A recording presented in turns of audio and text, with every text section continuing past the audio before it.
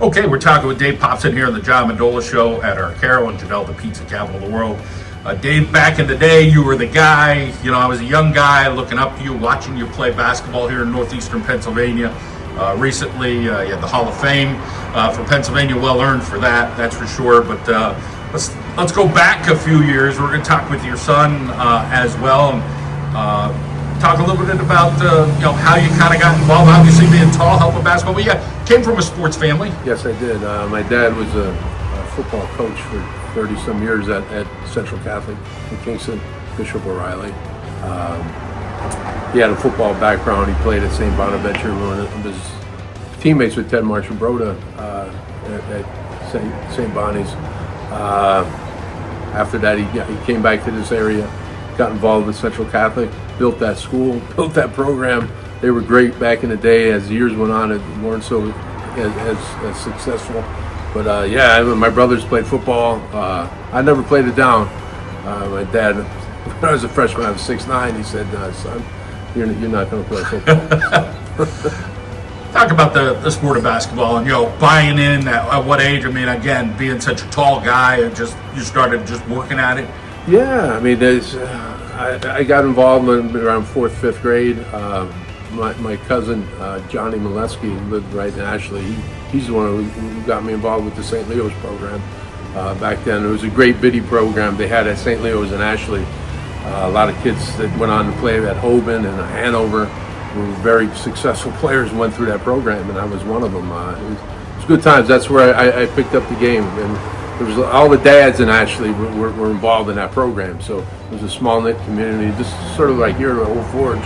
Everybody was involved, and everybody knew everybody, and I was lucky to have that. I really was. Well, players that you had looked up to locally, because there were some good teams back in the day. I'm sure a team like Bishop Hoban had some talented guys. Without a doubt. I remember playing against one of the toughest guys I ever played in this area was Mickey Banis. And Mickey was a senior, I was a freshman. He whipped my butt, man. He gave me an education on how to play the post and how to be physical. Although the Catholic League schools back then were the feeder systems in the Hoban and O'Reilly back then, and both teams were very successful because of that feeder system that they had through the grade school system. I remember watching some of those games against Coughlin. Joe Flaherty was only about 6'5", but there were some good matchups and some good games that you guys had. Joe was a tough competitor. He'd get after it. He wouldn't back down at all. He'd go at him, and it was great. It was fun to play against Joe. He was a tough competitor. Larry Koritz. Obviously, Larry, another tough competitor. 6'8", could shoot, physical. We all played together in the summers with Donnie and Ron up with the Pace Centers. It's a long gone organization now. The AAU's taken off, but that was the AAU back in the day, the Pace Centers. That was it. I remember the Pace Centers camp, and the old assistant at North Carolina, who I think went to Wichita State. Yes, Paul Gufovich.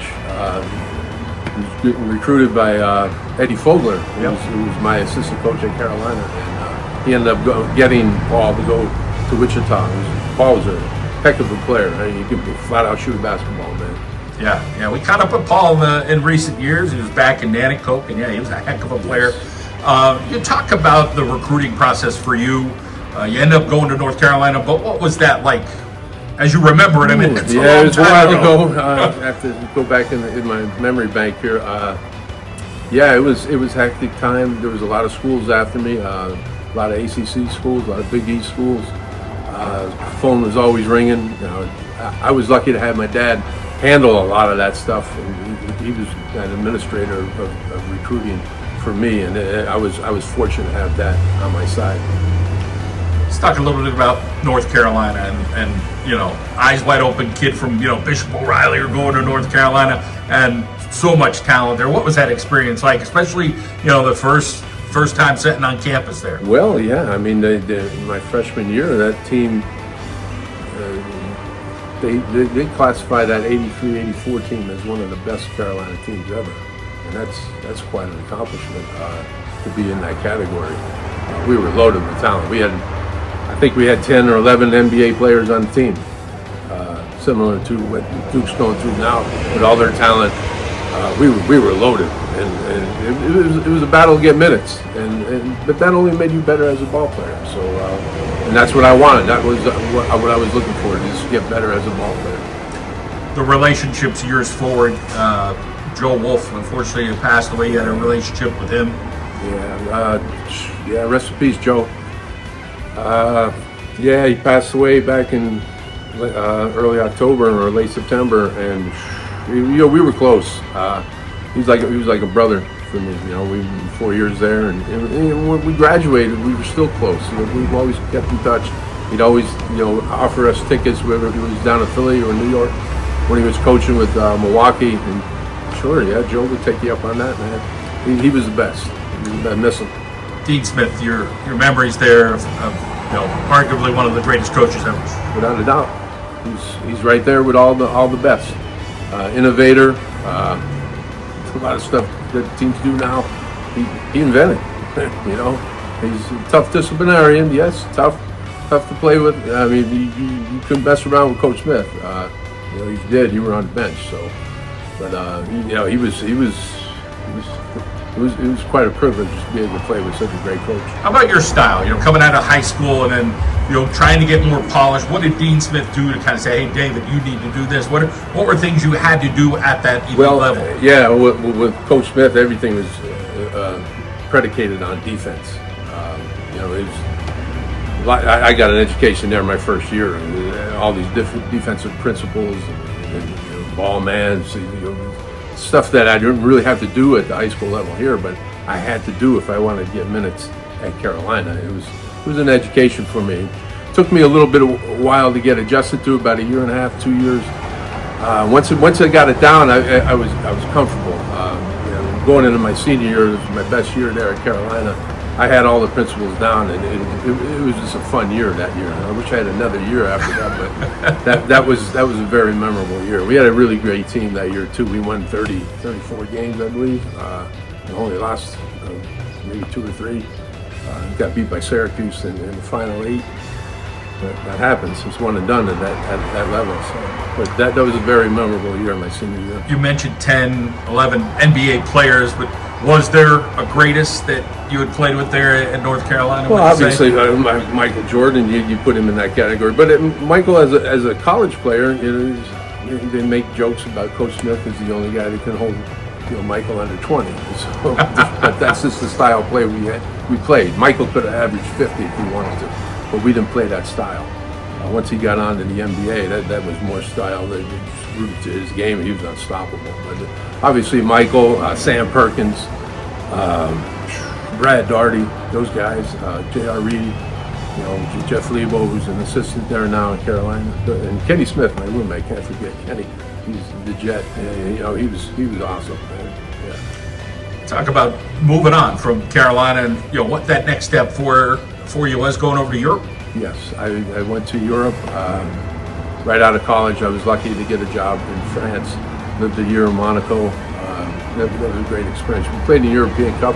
Got to travel all over Europe, playing different countries, different cities, experience different cultures, and I was lucky in that aspect.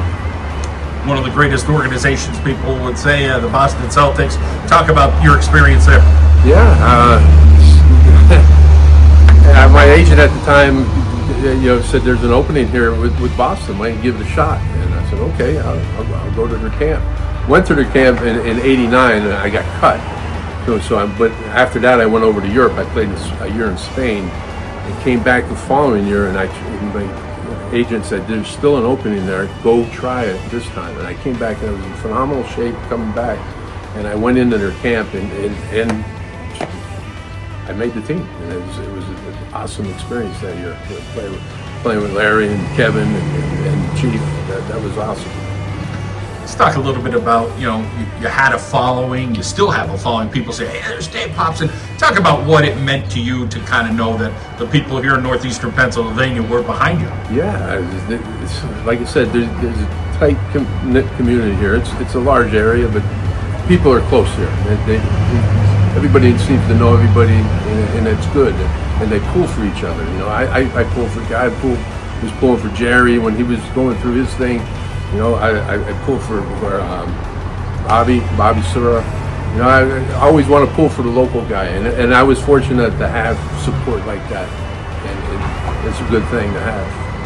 Kind of, you know, you're working hard. You got a job at a prison. You got a wife and a couple of kids, a boy and a girl. Talk a little bit about, you know, just kind of you're living the American dream, so to speak. But you know, you're grinding out there like all of us. Well, yeah. I mean, it's just in the real world, you got to work, pay the bills. I've been fortunate to have a great wife. I have two beautiful children.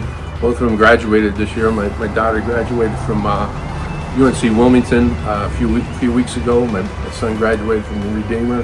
I'm blessed. I you know, somewhat healthy, so just got to keep it going. You know, a few more years. What's it like, you know, watching your son play the game of basketball, and obviously knowing, like, you know, I was going to look up the stat, like how many people were your size back in the early '80s, and 6'10", 6'11", respectively, and then, you know, he's 6'5", and I think his best basketball's ahead of him. Without a doubt, 6'7", John. 6'7", I like that. All right, so he's got talent. You know, he's got physical tools. He can run. He can jump. You know, we just got to put it all together. You know, and he's got a great opportunity now to go to Lackawanna and play against some good competition and improve his game. We got to switch his game up a little bit. It's not going to be mainly post anymore. He was at Redeemer. Trying to stretch his game out. You know, he can shoot that 17, 18-footer, go out to the three-point line, knock that down, and put the ball on the deck more and be able to attack the basket. So that's been our work in progress since actually 3 days after the end of the season this year. Yeah, and I got to work on it. I think we saw a little bit more that senior year, that athleticism of driving and throwing it down. Just we see more athleticism. I don't want to say a late bloomer, but like he's kind of growing into his body a little bit more. Without a doubt, and that's what we're doing. We go to the Fame workout area every day during the week. He's at the Y working just about every day, every week. We shoot on Sunday mornings. He and I rebound for him. We try to get that shot down, that mid-range shot and that long-range shot. So it's a work in progress, yeah, but he's coming along great. He's got a lot of potential. Well, great to catch up with you, Dave. Hear about your story, hear about your family, and we appreciate your time and all the best. Sure, John. Thank you.